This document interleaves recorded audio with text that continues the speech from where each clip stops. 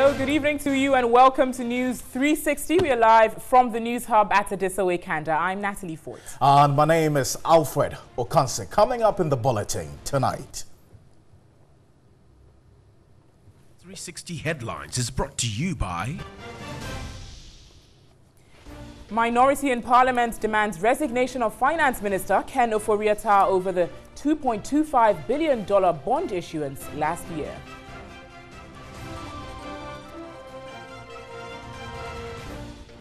Bantama gang rape suspects back to juvenile cells.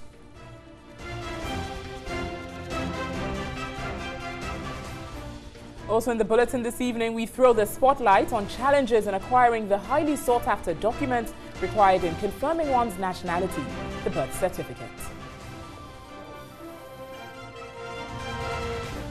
We'll also be telling you why January is referred to as the longest month.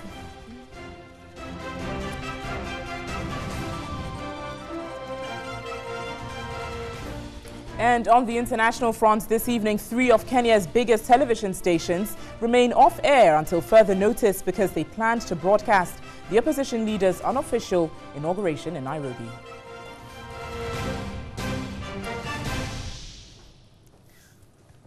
Bring your details of these and more. You can join us with your thoughts on various social media platforms here on TV3. To our first story this evening, the minority in Parliament is asking the President to dismiss the Finance Minister Ken Ofori-Atta from office within 14 days, or they would invoke a motion of censorship to remove him.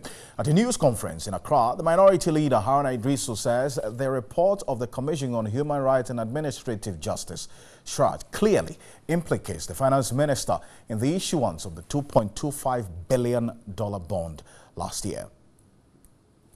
The minority says the Commission on Human Rights and Administrative Justice report released last year December has vindicated their position that the issuance of the bond was fraught with irregularities and did not comply with the country's laws.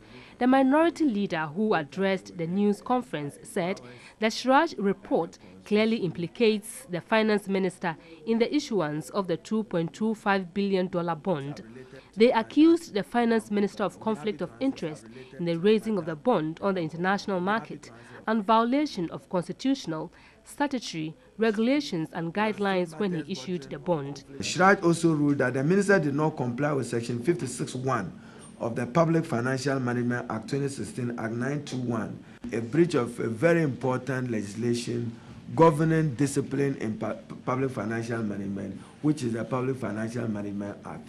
Again, be told that this important legislation is part of the hereditary institutions of the new government. We are still waiting for their Fiscal Responsibility Council and what they promised to do as an improvement to this particular legislation. The group also said the Bank of Ghana guideline was breached when the finance minister gave only 1 day notice of trading in a bond when the regulations required 2 weeks notice. It is observed that the respondent had other assets which he did not disclose in his assets declaration form. They include his interest in Databank Financial Services Limited and Databank Brokerage Limited. This constitutes a willful breach of Section 7 of the Public Office Holders Declaration of Assets and Disqualification Act 1998, Act 550, and also contravenes Section 51 of the Criminal Offences Act of 1960. We will soon initiate an action in court to question the composition of the board of the Bank of Ghana, because one of them runs the pension scheme of the Bank of Ghana and is serving on the board of the Bank of Ghana. That engenders conflict of interest. They asked the president to remove the finance minister from office. President Nana Addo Dankwa's cronyism is now manifest. Nepotism is manifest. Members of and friends in government manifest. Rather, he should take what is appropriate to ensure that he subjects the finance minister to the full rigors of the law. In the event that the President Nana Addo Dankwa does not exercise appropriate judgment, will initiate an action of censorship against the minister. The government and its agencies, Flagstaff House, Bank of Ghana, Securities and Exchange Commission, Public Services Commission, Head of Civil Service must take steps to curtail or eliminate the grip of enterprise and data bank group on government businesses. They are all around. Now, let's stay on this a little further. Article 82 of the 1992 Constitution is what the minority in Parliament is hoping to invoke to remove the finance minister. But we should note that it's not going to be particularly easy, given that there are certain requirements that the minority has to meet to actualize this. I'm going to run us by the Article 82 of the 1992 Constitution to gain clarity. 1, it says, Parliament may, by a resolution supported by the votes of not less than 2/3 of all members of Parliament, pass a vote of censure on a Minister of State. We should note here, however, it's quite important that the minority is in fact made up of 106 MPs, and we need at least 77 MPs from the majority before the motion can even have the remotest chance of succeeding. 2, a motion for the resolution referred to in clause 1 of the article shall not be moved in Parliament unless A, 7 days notice has been given of the motion. So 7 days notice is required for it to be moved in Parliament. The notice B, the notice for the motion has been signed by not less than 1/3 of all the members of Parliament. That brings me back to my earlier point of the numbers of minority MPs. Now, the motion shall be debated in Parliament within 14 days after the receipt by the Speaker of the notice for the motion. 4, the Minister of State, in respect of whom a vote of censure is debated under clause 3 of this article, is entitled during the debate to be heard in his defense. I'm going to move to 5 now. It says, where a vote of censure is passed against a minister under this article, Article 82, the President may, unless the minister resigns his office, unless the finance minister, Kenneth Orieta, resigns his office, revoke his appointment as a minister. So the president is entitled to revoke his appointment as a minister. Where the avoidance of doubt, this article applies to a deputy minister and it applies to a minister of state. That's just for clarification's sake. We should note, however, that, the minority is simply saying that President Akufo-Addo has been very bent on fighting corruption, and Finance Minister Kenneth Orieta has a certain relation with President Akufo-Addo, his family. And so people are the minority is raising the issue of, is he still bent on fighting corruption when it comes to people he has some form of a family relationship with? Alfred? Interesting. So, yes, numerically, the minority is disadvantaged. It will not raise 2/3. Now, they're hoping to go through a secret ballot to be able to have the majority back them on this. Joe Jackson is joining me in studio. He is an investment analyst also and chief operations officer at Daylex Finance. It's good to have you, Mr. Jackson. Now, clearly, the 21-point findings that the minority is basing their claim on, or Shraj, observe that primary dealers also doubled up as book runners, transaction advisors, and that dual role gave them an undue advantage, right? Okay, now, first of all, you've got to be clear that it was this practice. Has this practice been there? It had been running before. And I should say that this seems to me a bit like a storm in the teacup. Really? Yes. No, so the minority raised concerns based on what Shraj itself found. And Shraj's report was not very conclusive, especially on the basis of, for example, listen, issues related Shraj to says, conflict of interest. Shraj raised a number of issues that are of concern to everybody, right? Shraj talked about the notice period being short. It talked about the calendar not being well defined. Absolutely. It talked about some people being given prior notice. It talked, so you can go over this. Talked about the declaration of assets. Not being in there are full. some issues there, but remember that the major thing that went before Shraj was that there was a conflict of interest and there was corruption. That was not found. So, what Shraj said was that there were issues that were cleared there that had the potential of conflict of interest. Now, the fact that there's a potential for conflict of interest does not mean that there is a conflict of interest. Because truly, even if there's a conflict of interest situation, I can say that, listen, I have a conflict of interest situation. I recuse myself from this process.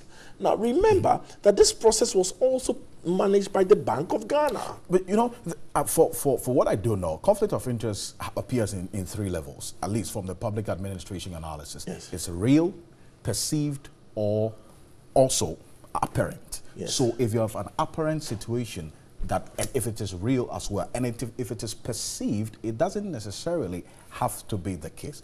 The perception of the presence of a possible conflict of interest situation should be worrying enough, isn't it?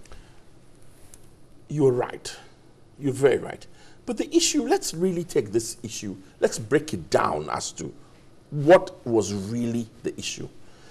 Why do I call it a storm in a teacup? One is that really, let's be real here. The opposition has not a hope in hell of passing this solution. They don't have the numbers. So the threat of a censure will not pass. There are also others, there are also some analysts who will tell you that given our situation then, the fact that the bond was taken up by foreign investors and not taken up by local investors, right? Where if it was taken by local investors, it would have driven up the interest rates, shrunk access to capital to the private sector and so on and so forth, was actually a good thing. And that the money that came in helped stabilize the city. So there are a number of benefits. It will be very difficult to go against the finance minister on this particular issue, given that you don't even have the numbers. One, because we could have a huge debate. They could trigger this as a motion in Parliament. It will be debated, and obviously we'll see how it pans out on the floor. I don't disagree, but I think it's a storm in a teacup. You don't have the numbers. We could have a real debate as to whether this bond was beneficial or not. There were issues that give tremendous amount of concern. The non-declaration of assets in full that has but really the issues to do with Franklin Templeton and the fact that they had been playing in this particular bond issue in times past, in the time of the minority. It's a tough one. Well, let's see how it pans out. We'll be looking at interesting this. days ahead. I'm actually looking forward to seeing how the minority is going to play this out. Thank you, Mr. Joe Jackson. He is an investment analyst and director of operations at Dalex Finance there. But tempest flared up in Parliament during discussions on a private security persons who have been recruited for the House. Now, some minority MPs insisted the identity of the private security personnel be made known, suspecting them to be members of the NPP Invisible Forces. According to the minority MPs, some private security persons were spotted in the public gallery of Parliament on Saturday during the swearing-in of the Speaker as acting president. They inquired but did not get concrete answers. They added there was an explanation to that effect by the Marshal at a joint caucus meeting on Tuesday, but added the explanation was not satisfactory. I don't have any way of knowing what they've discussed, but I expect that if they take decisions that affect me as a member of Parliament regarding my security, I should know.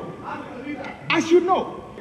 Mr. Speaker, it is also not unusual in this country, in the era in which we are, where certain individuals have arrogated to themselves the right to protect other people. If there is a joint caucus meeting at which there was a briefing, I can accept it, I can reject the briefing. I'm not bound by a briefing that was offered at a joint caucus meeting. It is not a decision of this House. It's not a decision of this House. And my right to speak on that matter cannot be curtailed simply because there was a joint caucus meeting at which a briefing is offered. What I said was that I'm not aware of the process of recruitment because it's not for me to look into what the Marshal is doing. That is what I said at the meeting. And I will suggest strongly that the minority that cannot say that he's not aware of the decision that was taken by the board. Because we are both there. Parliament cannot be made to go on any wild goose chase. I think Parliament should be serious with itself. I still don't know the identity of those people. The information provided by how do you call it? By Marshal, for me, is still counting until I, as a member of Parliament, I see the list of those people, their name and their pictures, for me to be satisfied that they are not from a certain group of people who would rather come and make me more insecure. Parliamentary service is not under Parliament. It is an independent body set up by law to provide services to Parliament. And parliamentary service is headed by the clerk. When parliamentary service is doing recruitment, they don't have to report to Parliament. You know how the clerks came here? Those are the committee. Did they publish their names to us? Let's not use partisan considerations to embarrass the institution that we are part of. But the most critical thing for me is not raising issues with matters you don't understand with Parliament, but going to discuss them as if something untoward is happening. You have the opportunity to speak if you wish to, but the rules are that when Mr. Speaker is speaking, you keep quiet. This issue itself, the rumor is not a problem. It's a mongering, because after the rumor, yes, there's lack of information. There is no decision to be taken. And that's why it was called as a joint caucus, so that some information will be given to members. And so I think that should have been the end of it, and that members could have gone further if they had any doubts with the information that was given by the marshal, to ask for further clarification. Let's move out of Parliament now. The 5 suspects arrested in connection with the alleged gang rape at Bantama in Kumasi last year have been sent back to juvenile cells pending further investigations. Now this, according to the presiding judge, Her Worship Comfort Taziame, is to ascertain the real ages of the suspects. The suspects were discharged on January 17 after the Asokwa Juvenile Court struck out the case based on information made available by the state attorney, claiming that one of them was not a minor as reported earlier. They were therefore to be tried in a circuit court since the matter was beyond the jurisdiction of the Juvenile Court. Even though investigations had revealed the age of one of the suspects to be 20 years, lawyers of the suspect insist all their clients are minors. According to the lawyers, the state attorney is yet to furnish them with any documented evidence to contradict the earlier ages of their clients. One of the lawyers of the suspect, John Buama, said the suspects will remain in the juvenile cells in order to keep them under careful watch. The case has been adjourned to Wednesday, February 7th. The 5 are among 7 persons suspected to have gang raped a teenager at Bantama in Kumasi. Well, so January, a month considered to be the longest based on the fact that people tend to overspend during the December festive season, also ends tonight. Today is the 31st of December. Salaries Rose Quarter hits the streets to gauge the mood in the capital. 30 days have September, April, June, and November. All the rest are 31, except January, which has 365 days clear. Not exactly accurate, but at least it gives you an idea of exactly how people feel about the first month of the year. The month of January consists of 31 days, but for many salaried workers, it feels like a lifetime.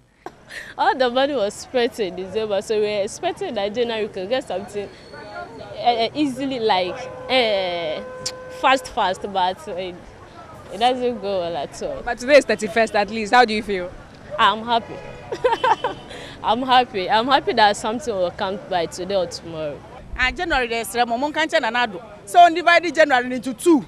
So because it's January there, And then January why all day? On I really spent a lot during the Christmas season. After that season, it's really been tough. Until today, as if you know. The exasperation towards the month was also evident on social media. Jokes and memes were coined with such flair, worthy of admiration. But why does January have so much attention? Well, most salaried workers get paid before the Christmas festivities in December, a month before the dreaded January. From the festivities and responsibilities that accompany the Yuletide, it is safe to say that pockets would dry up by the first few days of the new year. For instance, a salaried worker who was paid on the 22nd of December may have had to endure 6 weeks before receiving the next salary. But what about non-salary workers? No one there and what's that? I say any general and I'm not going to say I think am I by any human there it will say a bar I can't cry a cost I don't subscribe to that analogy of January being a long month. I think that Ghanaians literally don't have the culture of saving. So they spend everything in December, and come January, they are really scratching bottoms. And that is why they say it's a long month. In a memo cited by TV3 on the payment structure for government workers for the month of January, most workers were paid on the 19th. It appears these workers are already in a comfortable lead. But for how long, as their survival in February, the month of love, lingers? What are some of the lessons that most people should learn from the month of January? Because they seem to be broke a lot in January. I think they should learn how to spend their money on when it's Christmas. Well, it's telling me that I should know how to keep money, yes, and then to at least withdraw a little from the so much of chilling. Yes, I mean. One thing is certainly clear. If the month of January doesn't teach you anything at all, you are sure to learn a very key survival skill, and that is the spirit and strength of endurance. Solace Rose Porte, TV3, Accra. Well, there's certainly lots of lessons in the month of January, but good news, today is the last day of January for those of you who felt January was walking way too slowly. Now, our Labour correspondent, Daniel Opoku, also engaged some Labour unions on the January blues and comes through the following report. When you're a union leader, then the calls start coming. When will salaries be paid? Whether Controller and Accountant General is released 2018 January salary. Those who also have opportunities to take loan from welfares, also take loans from welfare. It's a general, when you get to the staff common room in every school, the number one conversation is that the January is dry. You know, we are really feeling the pangs of Hamatan. They are not talking about the weather, they are talking about salaries. If you come from an area where your annual cultural festival is very big and very important to you, like Akwesi Day or Homowo or Hegbechuchu, and you think that these are things that you participate in, you save towards it. Yourself, do you feel the month of January? Do you feel the pinch? I do feel it. I do feel it because of the expenditure outlay that I have to fulfill. And so a lot of things, you have to be careful the way you spend and all that, but still you feel it. So you pray that during that time you don't fall sick, you don't have any emergency on your hand, whatever. But if you should have anything like that, I mean, it's difficult. Workers should also take note of this very time schedule of payment, especially when it is getting to the end of the year in December, and know that your December salary is meant for the whole of January, so that they will not complain. I mean, the workers must be self-disciplined. Yes, they must discipline themselves in December. We know our salaries are already not good. Definitely we know you have to spend on your family during Christmas celebration, but you should be very moderate. You shouldn't just be following friends, making merry, traveling up and down, when you know that you still have to keep some of that money for 31 days in the upcoming year before you receive your salary.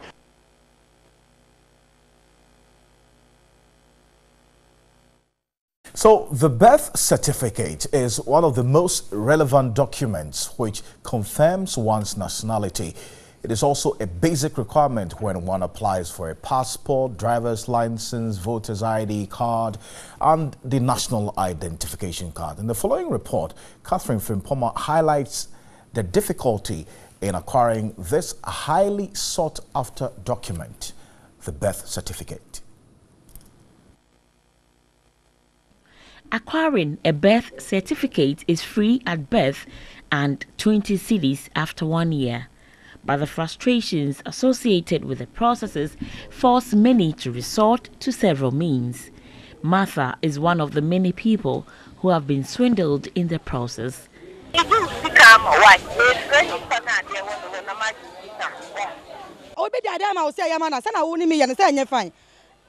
to come be me now? Who want to miss credit? Miss credit, me friend. Ade. Sebastian, Nanya, Kwana, Anka Yambaha, Anka Yabako before. She needs a birth certificate for her son, who is applying to be enlisted into the police service. The woman who assured her she would process the document has refused to show up, and for 3 days she has been visiting the office. I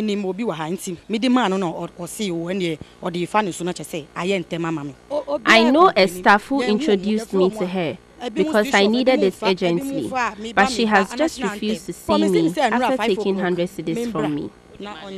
Oje will say. Martha is not the only victim. Many others here have similar stories. The guy told me that it's 150 Ghana, but I said that I'll give him 120, but I gave him 100 Ghana that when he brings the set. When you got here, have you asked how much it costs? Actually, I didn't ask, but I was discussing with one of the men, and he told me that what they take here is 60 Ghana.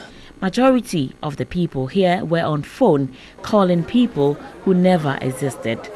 They are Goro men and women who have taken huge sums of money from applicants with a promise of providing for them birth certificates within 2 days.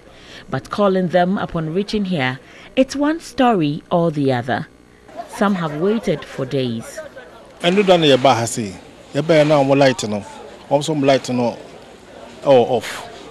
Yesterday we were told their lights went off, so we left and came back this morning. Seeking answers from officials on what has accounted for the pressure in getting a birth certificate was difficult. The director declined speaking to us, saying the local government minister has addressed the issues in Parliament.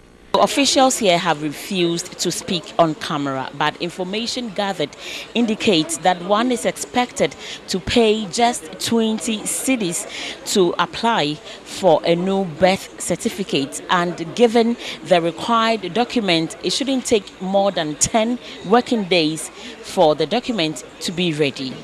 But the reality is, none of the people here paid 20 cedis. In fact, some paid as much as 1,200, depending on your region. Now Christmas and holidays, kakra we enjoy say after holidays and I will be juma. Why ne yama? Mami wo friend Auntie Christy. O Jimmy 1,002. My receipt. I paid 1,200 cedis, but I'm yet to receive it. Some people blamed the situation on poor service delivery. Sahanum ye national headquarters na say plant any are not even a generator. That is yehu adia omo ye no hanum. I can't believe the national headquarters is without a generator. Common signature mpo omo de beto so no. Eno so akwa ebu achi bidin. How to relate with human being cran areho. It seems as yehu na chire bi na ye ba.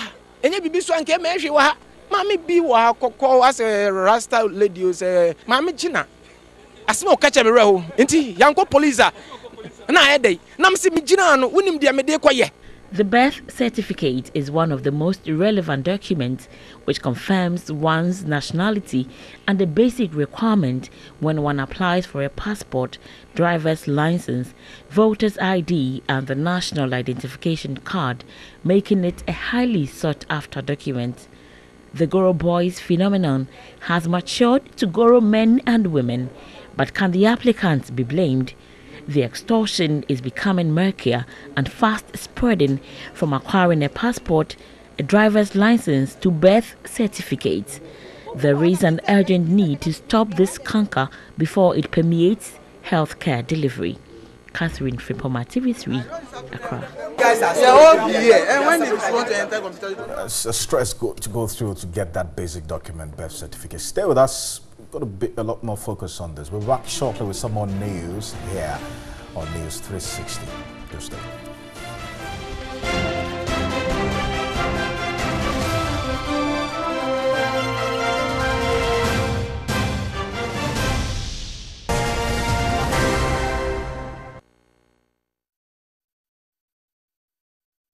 Right, so gradually January is coming to an end. With some few hours, people like Alfred will be quite excited for February to come in. But it's time for business. My name is Nanekia Mensah Brampa, and starting with this afternoon, this evening, well, I understand government has justified an ambitious plan to build a new oil refinery to replace the Tema oil refinery within the next 3 to 4 years. Energy Minister Boakye Jakun says the new facility should increase the supply of refined petroleum products in the country. This announcement comes days after the Institute of Energy Security warned of some impact on fuel supply should government fail to resolve the operational challenges at Tor. We've sent out the various teams to look at all the other hubs that operate in the world. Rotterdam, Singapore, Malaysia. The team came back 2-3 days ago to study and understand how it is done properly, to see who we can partner with efficiently. Question you have to ask yourself is that for a $4 billion investment into the new plant of Tor, should government be the sole equity owner? Should government invest $4 billion in an oil refinery for the domestic market? Currently, Tor is able to refine crude up to 20,000 barrels of oil daily. Projections are that this should increase by about 7 times to 150,000 barrels of oil with a new refinery. The new facility is estimated at $4 billion. Meanwhile, concerns have emerged by industry watchers on recent happenings at the oil refinery. Tor, at the beginning of 2018, procured crude oil and refined into their storage facility but had to shut down thereafter. The IES concerns, among others, had to do with leadership challenges at the refinery, which it argues has contributed to the inability to sustain operations. The challenge with Tor is also a management problem. That's one of the challenges with Tor. It's a management problem. Not a management problem in the sense that they cannot handle the work, but management problem in the terms of vindictiveness, factionalism, and all that kind of thing. It would not work. We have to stop that. The Energy Minister Boakye Jakun spoke at the sidelines of the Downstream Petroleum Colloquium by the National Petroleum Authority. The Energy Minister further disclosed plans to review the current laws governing the downstream sector. The move will, among others, focus on strategic stock management, increased access, and improved quality of petroleum products. And MTN 4G users have been rewarded with brand new Hyundai cars, cash and 4G handsets. The giveaway forms part of the MTN 4G taking over promo.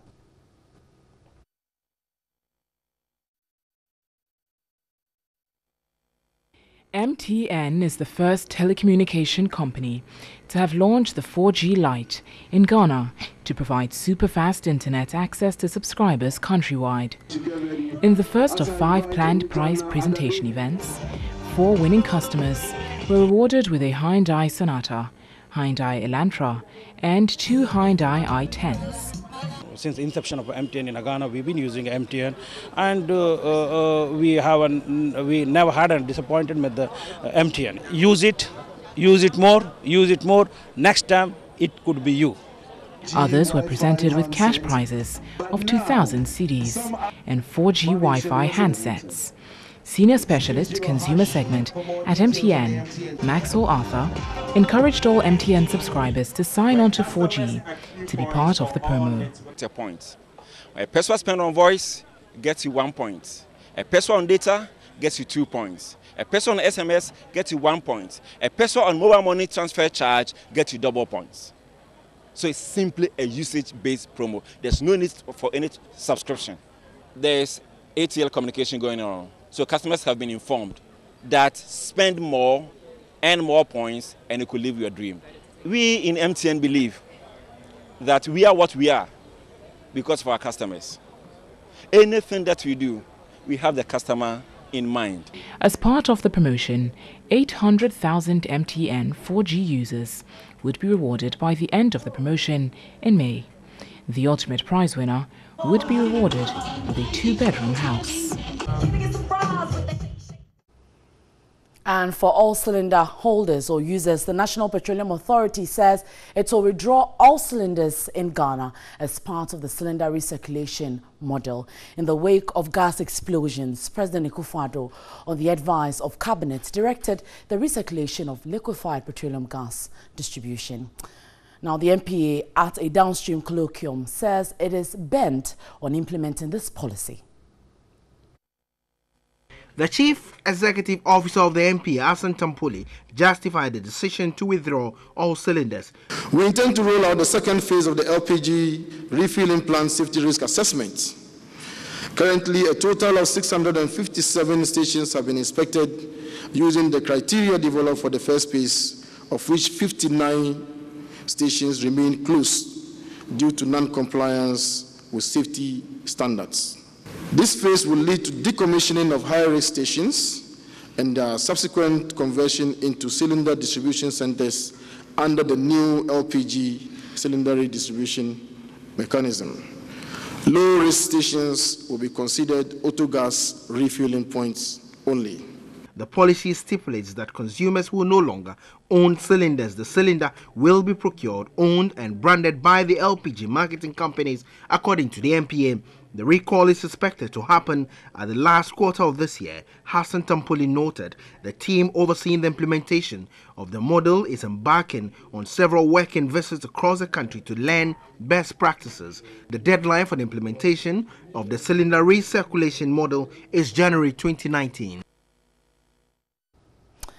And following the shutdown of the Atuabo gas plant, Vice Chairman of the Public Interest and Accountability Committee, PIAC, Kwame Jantua, has expressed the need for the country to build a second gas processing plant to augment the existing one. Operators of the floating production, storage and offloading FPSO Kwame Nkrumah have served notice of the shutdown of the vessel for routine maintenance from February 1. This means the Ghana National Gas Company will not get natural gas to process at its Atuabo gas processing plant.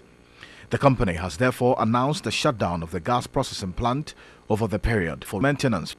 At the sidelines of the NPA colloquium in Accra, Principal Research Analyst at the Institute of Energy Security, IES Richmond Roxon, underscored the need for proper planning by all the institutions involved in the energy sector to avert any challenges.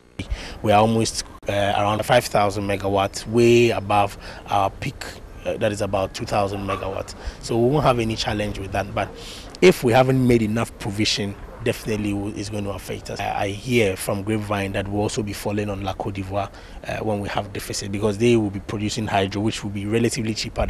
Deputy Energy Minister Mohamed Amin Adam noted the routine maintenance for both the Atuabo gas processing plant and the FPSO Kwame Nkrumah are necessary for industrial standards. Gas from Nigeria continues to flow. We're receiving about 30 million standard cubic feet of gas a day, and that will continue to come for use in the Takoradi power enclave.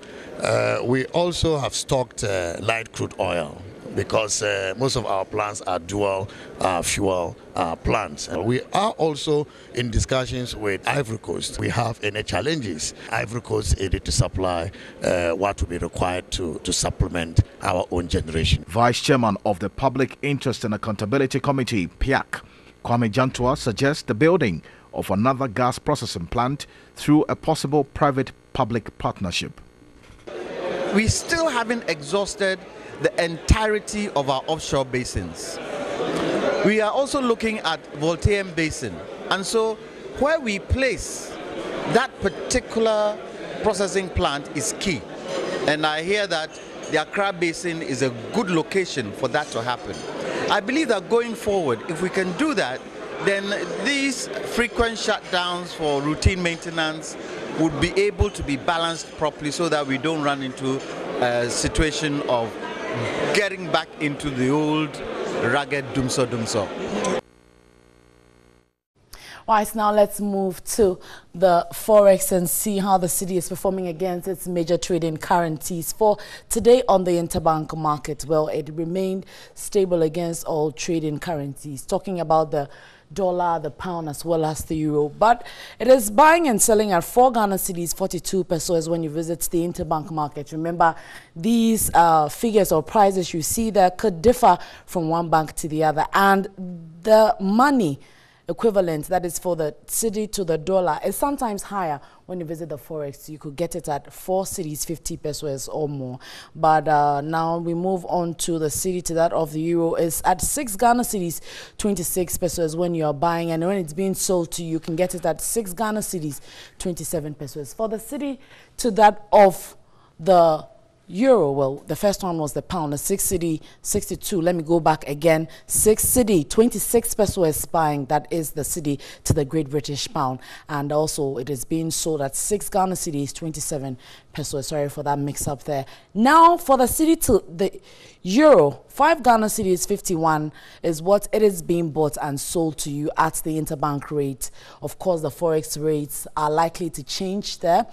I was talking about a barrel of oil going for $70 and fears expressed by JP Morgan, an engineer as well as the bank services running in New York City, expressing fears that oil prices could hit $78 within months to come. Now, yesterday we had oil, a barrel pegged at $70, but there's a little bit of reduction there, $68.94. Not too much, but it's quite significant. 0.12 there is the drop we're seeing. But should this range continue, what happens to petroleum? That is what worries me as well as most of the people who use petroleum products. But let's see how that pans out as February 1 comes in with the first pricing window. My name is Nanekia Mensah-Brampa. There's more on News 360. Have a good evening.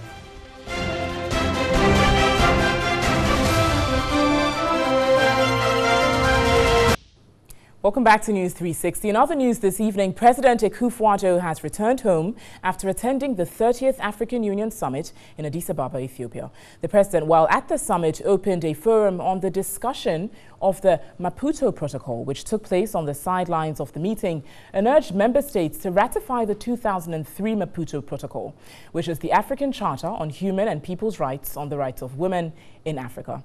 President Akufo-Addo also called for efforts in the fight for the protection and respect for human rights to be strengthened.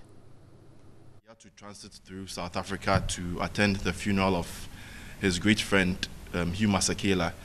The president made it clear that on the 7th of January, when he was sworn into office, Hugh Masekela was one of the very few people who came to perform both at the inauguration and also at the inauguration dinner that was held for him later that evening. And he felt it right that for somebody who he's known for well over 50 years and somebody who has been one of his great friends to pass away, he deemed it appropriate for him to at least pay his respects in person to him, at least bid him farewell before he made his way to the country. Let's now go over some international news. 3 of Kenya's biggest television stations will remain off air until further notice because they had planned to broadcast the opposition leader's unofficial inauguration in Nairobi. The Interior Minister told reporters they would stay closed until investigations were complete. Shortly after he spoke, opposition MP Tom Kajwang was arrested. Kajwang played a prominent role in Tuesday's ceremony naming Raila Odinga as the people's president. The outspoken MP had donned a lawyer's robe and wig to the amusement of thousands of cheering opposition supporters in Uhuru Park in the capital, Nairobi. It is unclear what charges he will face. US President Donald Trump has proclaimed a new American moment as he delivered his maiden State of the Union speech to Congress. In a prime-time address, the Republican leader said he was extending an open hand to Democrats to work together. Trump also said he was ordering Guantanamo Bay to be kept open, reversing an Obama-era directive to close the controversial detention camp. President Trump made a plea for the kind of bipartisan cooperation that has been in short supply during a turbulent first year in office. Let's go with some entertainment news. We're still live here on News 360. Remember, you can catch us. We're streaming all across the world on 3news.com as well as TV3 Ghana on Facebook. You can catch us there. We also have live feeds on our Twitter page, TV3 Ghana as well. Let's go for some entertainment news this evening. In entertainment news this evening, Xylophone Media has unveiled hitmaker and controversial dancehall star Shatta Wale as their latest signee. Some pretty interesting developments there. Now, the deal, rumored to be worth $1.5 million, will see the entertainment powerhouse assume control over Shatta Wale's recordings, over his distributions and bookings for the next 3 years. My colleague Arusu Arai witnessed the ceremony.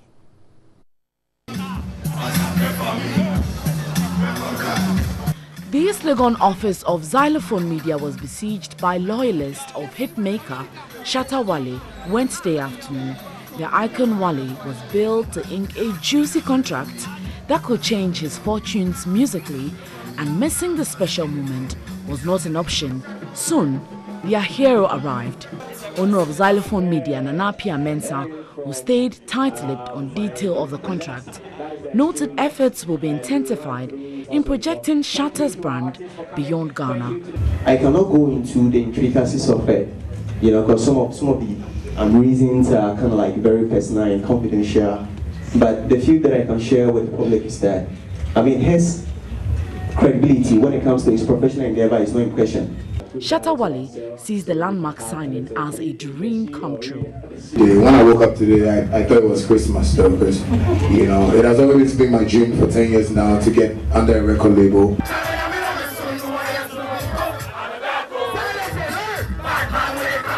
The multiple award-winning act now joins his long-time rival Stonebwoy as label mates.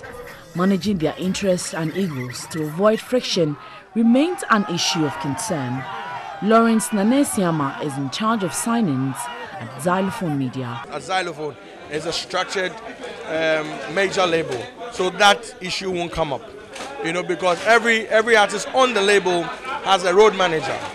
They have a plan, and we at Xylophone will make sure that that plan goes through. So if somebody brings their project, it should be different from what someone else's project. And that's how a proper record and structured label works. So there won't be that favoritism and whatever. Wait a minute. Shatta Wale is for none of that. For him, the rivalry still continues. Also, people will think, sorry, go do Stonebwoy. Sorry, go do this Stonebwoy. For you, it be my brother. For that, it be my enemy.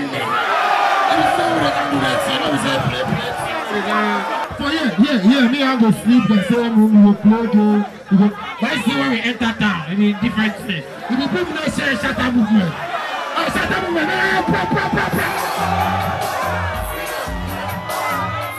Oh Lord. Oh my God, Shatta Wale. Major move there. Absolutely. Major move. Bulldog, Stonebwoy, Shatta Wale. And he says that the beef still continues. Let's hear a pass about Shatta Freedom, SM Family. That's what we're talking about. But thank you.